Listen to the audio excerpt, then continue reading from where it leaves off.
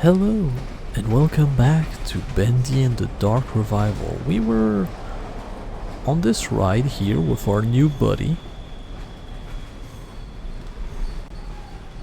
He's a talker, of course, so let's do something and try to get somewhere. Ooh, hello. Stay close. This place isn't as safe as it once was. Oh, don't run away if you want me to skip. Signal tower are close. Wilson, there's a thing here. Wilson. Wilson? Where are you? I lost him. Old Track 77 is a quiet place these days. Ever since that terrible crash a few years back, people don't like to hang around. Too many strange things keep happening on this platform. Last week, one of the railmen told me they had reports of some train going through that wasn't on the schedule. There were figures standing in the cars, staring through the windows, but it never stopped to let no one off, just kept on going straight through. Some say it was the Silver Lane Express, the train that crashed. Kitty Thompson. You're not Kitty Thompson, get out of here. Trash sandwich? Nope. So, I don't want to be on the track.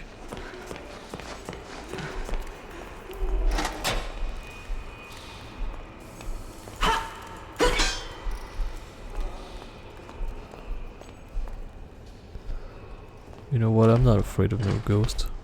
Come at me, train.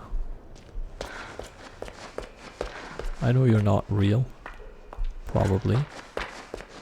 Is there something over there? Nope.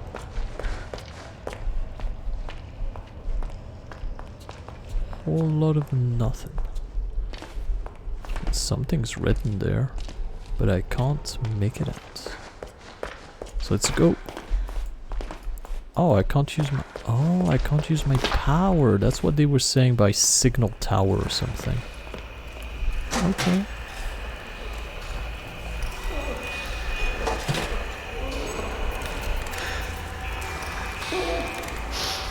Alright, I'll be going now. I'm gonna assume I can't do anything to those guys. Oh, can I? Oh no, I don't have my ability active, so of course I can't. I can go through these. Look at this. Something. Okay, let's try to follow Wilson. Let's see where he leads us. Hey friends. You could have waited for me, you know. The demon's evil continues to spread. This world has begun to shudder.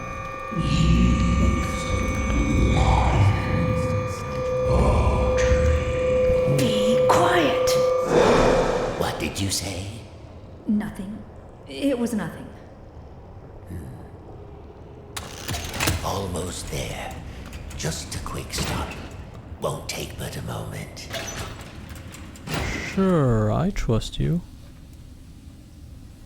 Relax, the man who killed the ink demon. No. No.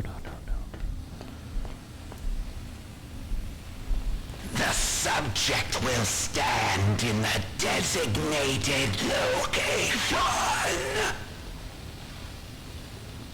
Were you a Dalek in another life? But okay then.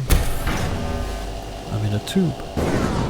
Lethal object detected. The subject will submit all weapons for further screening. Disarm now.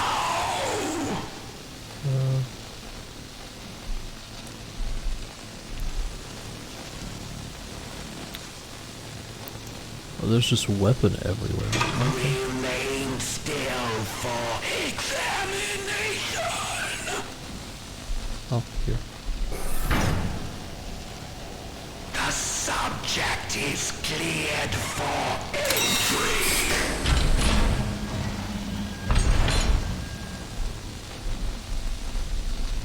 I desperately want to pick up any of those.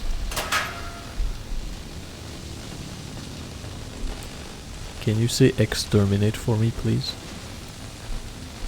I really hope one of them says that at some point. I really hope they do. I like the fact that this has many colors. It's very comforting somehow. How did you hear? Okay. Welcome to the civilized world. How do you like my signal towers? They nullify the Ink Demon's powers so he cannot pass them. I wish I could say I invented them, but it seems our friends at the Gent Corporation had a demon problem of their own long ago. Okay, I like this picture. This is gonna be my thumbnail 100%.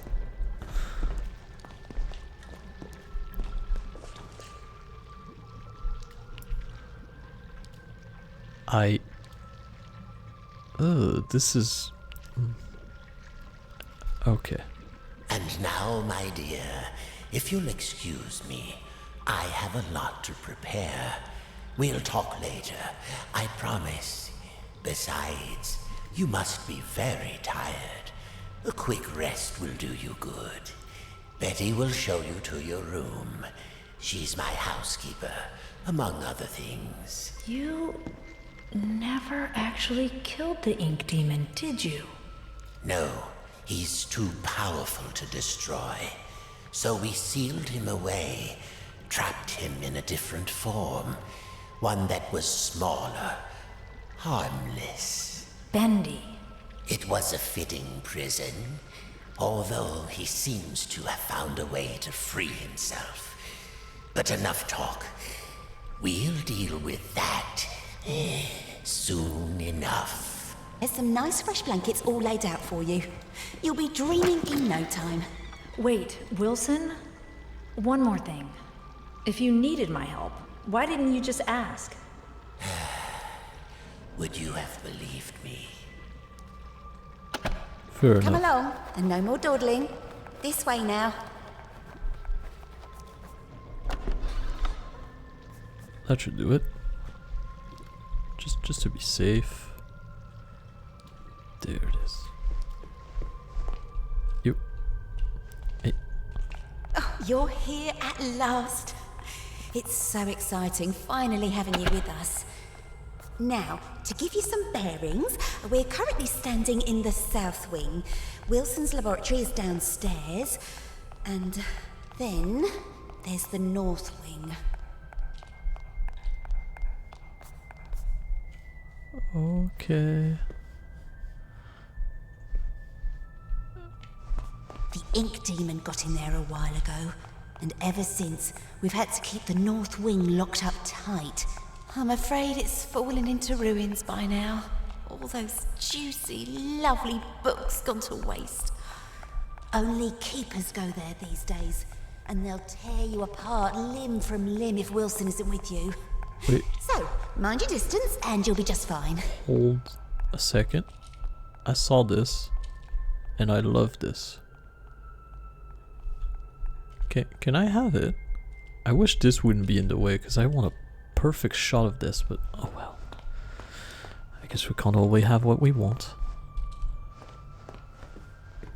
Why so many Not dead very end? often I have guests to look after, especially one I can actually talk to. Almost everyone here either can't speak or they're completely mad. Oh, good. All right, here we are. Best room in the house. I don't like you. I want you to know this. You should see where I sleep. Ugh. But this room, oh, just perfect. I saw to every detail. Bed is clean, the bathroom is on the left. Sorry about the stains. I did try my best to get them out.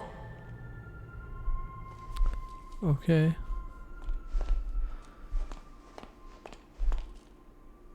The mug and the maiden. Okay.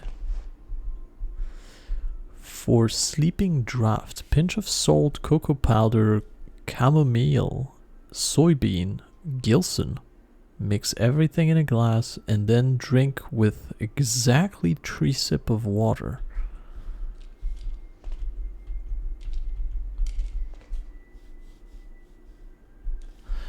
I can't open my bathroom. Is this on purpose or... Ah. Did you have any questions? Is it always night here? It's always dark, if that's what you mean. For as long as I can remember. Are you very old? No. As far as I understand it, I'm something quite new. Although, I didn't turn out the way I was supposed to. One in a long line of failed experiments. But Wilson will keep trying. And do you trust Wilson? This is the realm of the ink demon. The shadow hangs over us all. I don't trust anyone. But Wilson takes care of me, keeps me safe. He once said I remind him of something he called his mother. Tell me, is that a good thing, where you two are from? I'm not sure. I don't think I ever had one. Well, no matter. Now, I was told to make sure you get some sleep once you got here. So get nice and comfy and relax. I left something on the table that might just help you nod off. It's my own recipe. Works very fast. Just follow the instructions. Carefully. Thanks, Betty. Of course. If you need anything else, I'll come straight away. I'm always up. Okay, cool. That's pretty too. Can I go to my bathroom? Nope.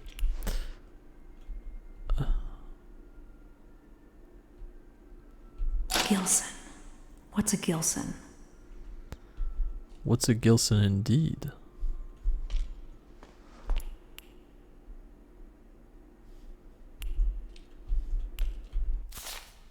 Oh, hey, there's more to read than I... Alright then, well...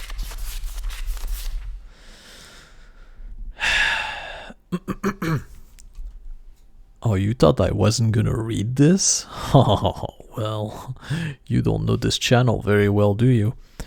The Mug and the Maiden, Volume 1, by Sir Wilton Moore. Chapter 1. The Dangerous Forest. Once upon a time, in a faraway land, there lived a mug of cheese. But it was not an ordinary mug of cheese as you would find in any home or kitchen of the age. No, this mug of cheese was a distant descendant of one of the 3 Grand Flagon kings. I do not know what Flagon is, but alright.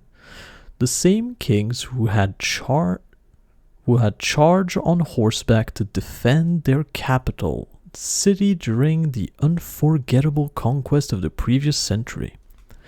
To which of these Flagon kings he hailed from, the mug was unsure, but still he was honored and encouraged in his... Whoa, I read that so wrong, but still there was honor and courage in his heart. His family line heralded of deed long past that had forever changed the course of Staup history.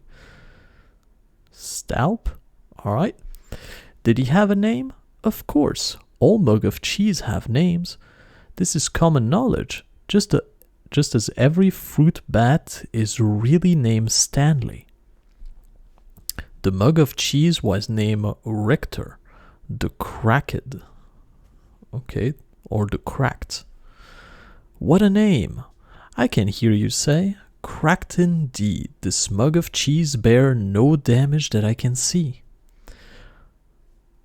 Fall silent, you small-minded bass, for therein lie our intriguing story. Let's begin at the beginning. It's going to take me forever to read this, but oh well. At least I'm not playing a horror game. But I'm a bit far, so I have a hard time reading because it's kind of small. It was a hot winter day in the forest. One of those days where everything is dull brown. The lake was still, the bird had shut up, and the tree were but sticks in the overcast sky, save for a lone pine that skimmed the cloud above like a painter's brush. It was on this day that Mr. Darble Mouse was in a hurry. He had just been named as the Vermin of the Year, but the society brethren that live under the old church, and it was customary. Does it feel like it? I don't know, it feels like it's written in a weird way to me, but oh well. It was on that day that Mr. Dabble Mouse was in a hurry. He had just been named as Vermin of the Year, the society brethren that live under the old church, and it was customary for the honoree to bring fine port wine cheese to the ceremony. There were only hours to locate some of the precious cuisine. Fortunately, Mr. Darble Mouse knew exactly where to find it, the dark cellar below the governor's castle. But unfortunately, as he approached the loose plank of wood in the old wall, he failed to realize that the heavy rain that had come during the night had passed moisture into the plank, making it far heavier than usual. Thus, when he pushed the plank with all his might, it lifted just enough to push his body only halfway through. But his strength just couldn't contend with the weight of the plank, and his arm failed. The plank snapped back down, crushing him flat. After all, this story is not about Mr. Dabble Mouse, or had you forgotten the mug of cheese already? I can see how you might connect the two. Mr. Dabble Mouth was after all looking for cheese, and we're talking about a mug of cheese just before. Sadly, I must inform you that we are no relation between Richter the Cracked and the rodent who is now nothing more but smooshed guts inside the wall. Okay, well, the story's going places. I like it. Except that there is, for it was the death of Mr. Dabble Mouse that started all the trouble. You see, when things die, they tend to smell, and that's just what Mr. Dabble Mouth did. But that's not all. His body, pinned between the outside and inside of the wood wall, had made a perfect passage for the hot winter wind. Okay. The wind therefore carried the stench of his decaying mouse carcass deep into the governor's home, like a snaking, twisting wisp of terror. The smell settled into a little tavern near the courtyard of the castle. Here soldier would spend many long hours when there was no bloodlust to soothe with battle. Strong ale and red meat filled the menu from back to front at this rustic, medieval, greasy spoon. Mostly, the customer came to look upon the bar maiden, Maxine, who was actually named Rita. What? Okay. Rita was by far the best-looking creature in all the governor's county. There was a beautiful deer woman just over the hill, but no one knew that. By day, Rita scrubbed her tavern so clean you could eat off of it, which was fortunate as it was a place you indeed would be eating, since it was a tavern. By night, she served her customer with charm, grace, but mostly with drinks. Did I mention that Rita was married? Well, I am mentioning it now. Rita was married. Her husband's name was James.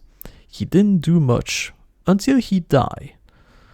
The smell of Mr. Darble Mouse knocked him flat, and that, my friend, was that. Oh dear, the story has barely begun and already we've killed 2 major characters.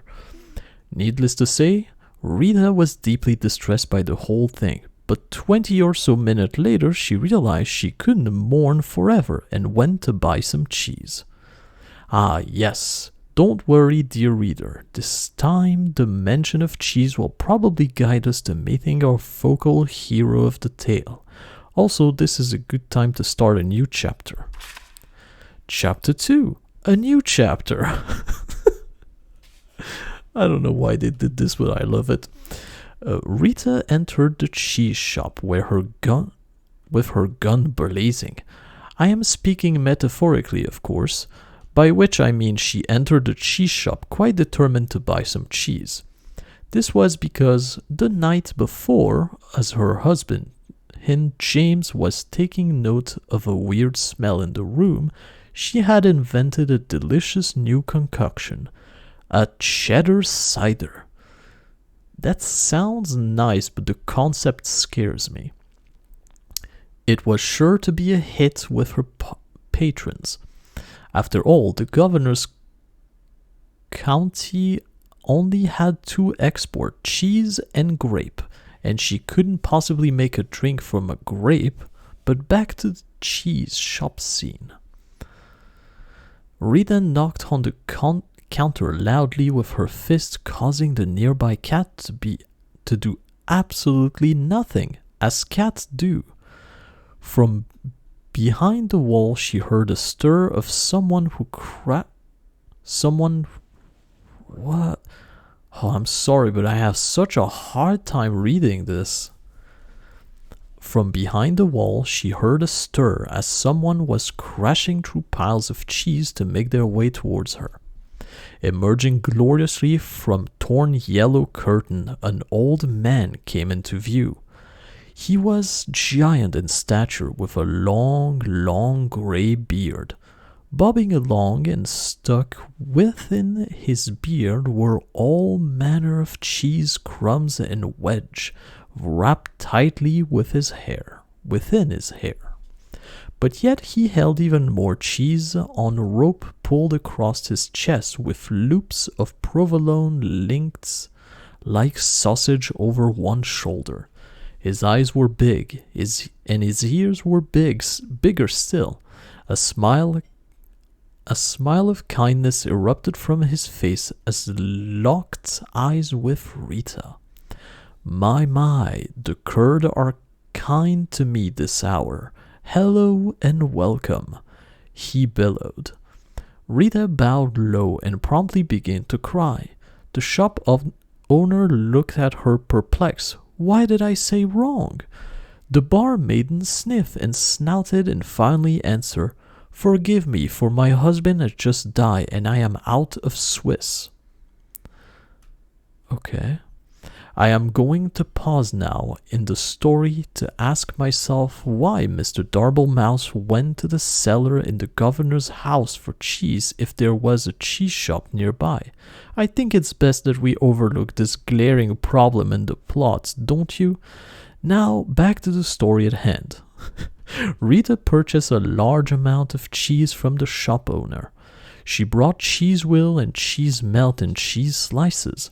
She brought cheese whistle and cheese bread. She brought cheese paper and cheese sandwich. She brought so much cheese, in fact, that she had lost track of all she had obtained and just dumped all the fromage into a large burlap sack for the return journey to the tavern.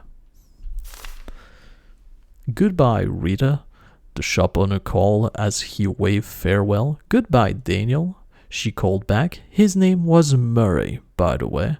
Why'd they get the name wrong of everybody? But okay. Overburdened by her treasure, Rita made her way home, following the main road to the castle. But as it always happened, the road was now under repair. A man with a skinny mule was plowing up the dirt so that he could put down new cobblestone. Four of his associates were standing by, watching him. That's hitting close to home. The job would only take a few years to finish, but Rita was in a hurry. So she followed the detour sign that told her to take a different road to her left. Unfortunately, no one could read in the governor's county, so she went right instead. The mishaps took her deep into the forest where absolutely nothing of interest happened, except something of interest did happen. As she trotted on through the forest, her sack of cheese weighing her down, muttering complaints all the way, little did she know that danger lay just ahead.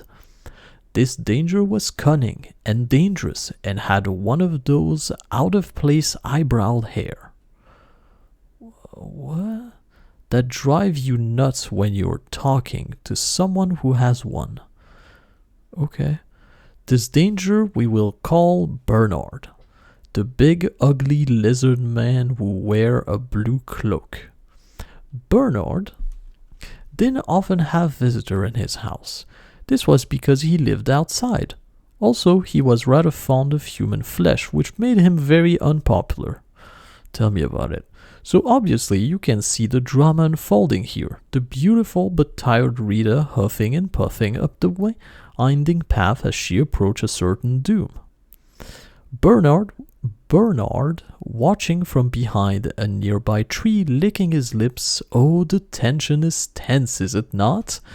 At this point in time, we must pause again to ponder all the possibility that can happen now in our story. 2 characters have died already. Surely a third wouldn't hurt anything. Are you perhaps just reading the story because you want to see who will get the axe next?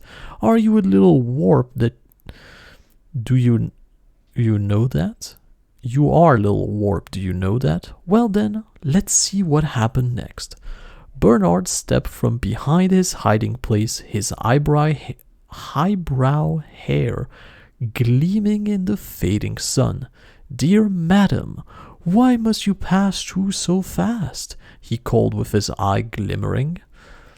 "I must get home, Bernard, because for one, it is getting late and I have customer to serve, and second, because you eat people," Rita replied. Poppycock, Boulderdash, Codswallop. I won't hear this lie again, my character. Well, against my character, sorry. He detested. For I, Bernard, the big ugly lizard man who wear a blue cloak, have completely reformed myself. Rita squinted suspiciously at him. You have? Bernard put a hand to his heart. I have. I no longer prowl and pounce. I won't attack or bounce. I will not kill or maim or tear. I won't crush or even bite you anywhere. I promised I won't devour any more. My gosh, you've become a bore. You aren't going to be the danger in this story that I've come all this way with 100 pounds of cheese for nothing, Rita grumbled. She boosted her sack further up her shoulder and turned with an angry grunt, but Bernard waved after her in a panic. Wait, it's all a ruse. I intended to eat you, dear woman. I swear it, he cried. It's all a trick, you see. A new angle. It worked on some guy yesterday. Oh, please stay. Rita sighed, her strength just about gone from the long adventure she had taken since she left home that morning. She turned back to face Bernard. All right, she said, but your part in the story better lead to an unexpected turn of events. Oh, it will, Bernard clapped and waggled his claw finger to motion her to draw near. Just wait until the next chapter. Chapter 3, the next chapter. Everybody's having fun here. All looked quite dire for Rita. Bernard had her within his grasp. Surely it would just be a mere moment before his jaw collapsed upon her head. Oh, what a horrible end for Rita. Needless to say, I am worried for her. But as luck would have it, miles and miles away, 20 years earlier, something amazing happened. 2 mugs of cheese, a Gouda and a mozzarella welcomed their first son into the world. I don't think I need to tell you his name. It was Dave. No one liked Dave. After that, their second son came forth, Richter the Cracked, just called Richter at the time. Richter spent his early life stealing cowbell and putting them on skunks. This way, people always knew when danger was nearby. Needless to say, Richter was one smart mug of cheese. But all could not remain perfect forever, and suddenly the great skunk famine began. Richter found his world in array, and he sought a new purpose. Shouldn't it be in disarray? It's fine though.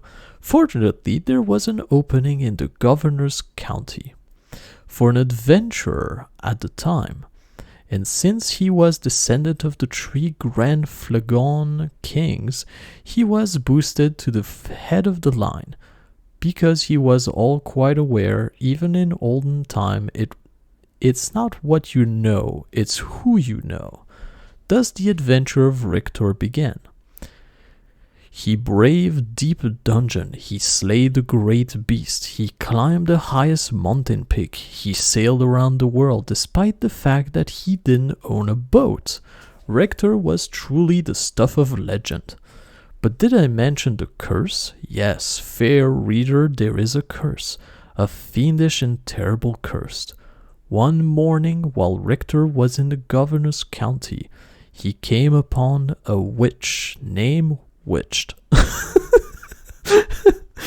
This witch had just pulled a pound cake from her oven when she then proceeded to start ingesting it right there on the front walk of her home. At once Richter knew this creature was pure evil. Eating cake this early in the morning? And without ice cream? This was truly a fiend that needed to be vanquished. Richter jumped her fence and pulled his sword. Would you like some pound cake? The witch offered. It looked quite delicious. Richter would not let himself be seduced into early morning cake, so he approached closer with his weapon at her throat. The witch began to sweat with a mouth full of crumbs. I also make a mean scone if you want to wait. Now, no gentleman or gentle mug could refuse a good scone, so Richter withdrew his sword and patiently waited for the witch to create this new buttery pastry. But what he didn't know was that the witch accidentally had bumped her table and had added within the mixture a vial of cursed liquid. See, I told you there was a cursed. You were fair warned. The moment Richter ate the scone, he fell into a deep sleep. The witch, baffled, finished her cake and proceeded to get a civil service job in a nearby town. As the year rolled by, all that remained of the witch's house was carried off by elves, and her garden became overgrown. This left only Richter asleep in the forest with no end to his dreaming in sight. But the story, thankfully, does not end here. For as luck would have it, a giant man covered in cheese with big eyes and big ears wandered past the sleeping mug.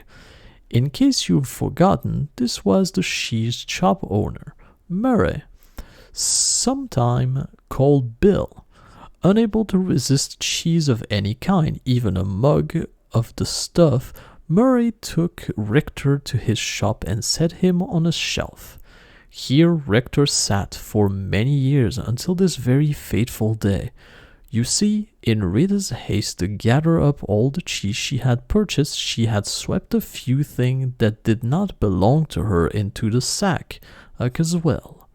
These items include the cat on the counter, a personalized pen, Murray's cash box, I think she'd be hearing about this one eventually, and last but not least, Richter himself, still deep asleep.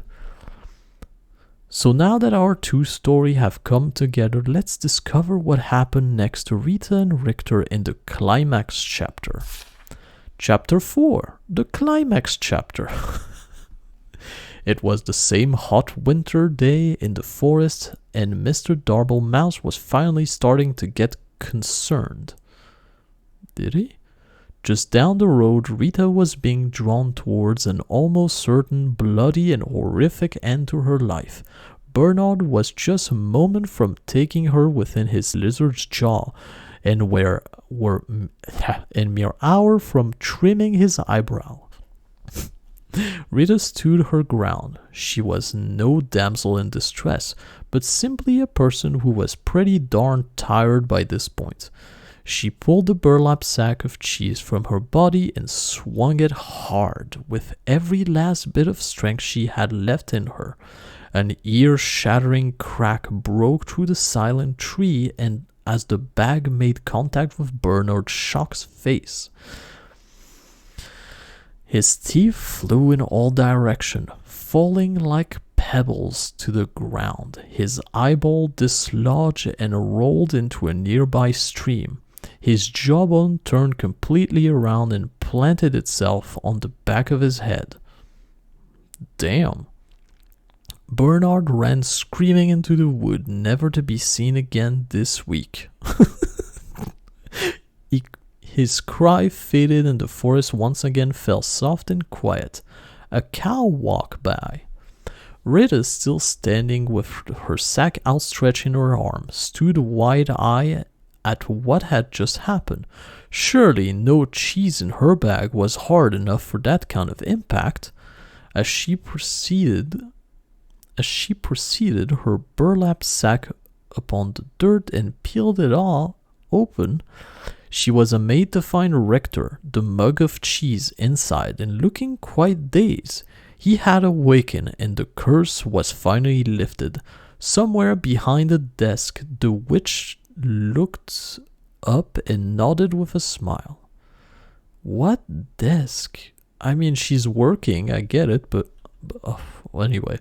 But oh dear reader, look what's now upon his mug body, a giant and elegant crack, the very mark of a warrior. His hero journey was finally complete, and Richter the Cracked had emerged.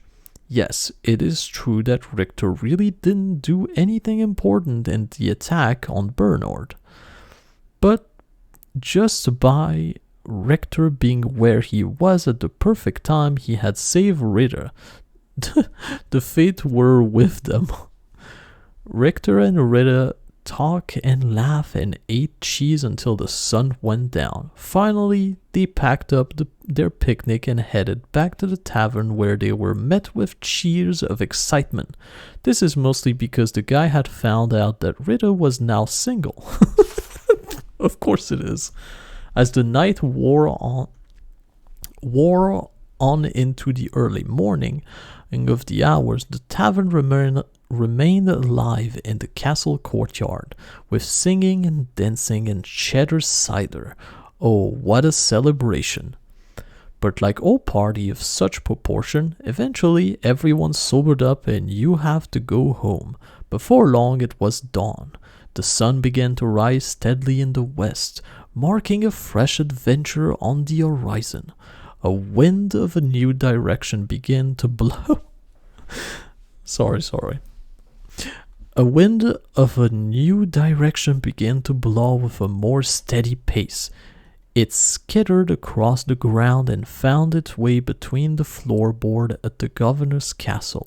Here, against all odds, it found the barely remained body of Mr. Dabble Mouse.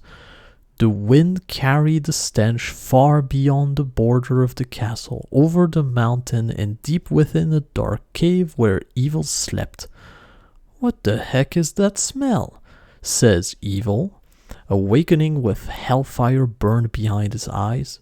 Eventually news of the great evil spread from town to town until it reached the ears of Richter the Cracked. He polished his sword and gathered some crumbs of bread to store in his mug. Wearing his best expression of courage, Richter once again set off to conquer the day. His story was not yet over. But for now, dear reader, we return to our own lives, so let us end this tale with one closing thought, shall we? Be we cracked or small or even dead, there's always a purpose to where we all are led. Be brave and strong, and lest we forget, fate isn't quite done with any of us just yet. The end. I had fun with this. I don't know how long it took me to read this. Probably way too long, but you know, I did it. And I'm assuming that this Gilson is this. It doesn't say Gilson on it, but I feel like all hell's gonna broke loose when I touch it, so you know what, I'm gonna call it quits right here, because it took me forever to read this. If you didn't like me reading this entire story, then too bad for you, I guess. You can always write in the comments. I might bless you with my presence there, but you never know. Anyway, like always, if you could leave, well, your support on the video and do all the good stuff, that would help me a great deal. But above that, I'm gonna bid you a glorious day, and I'll see you on the next episode of Bendy and the Dark Revival. Bye bye.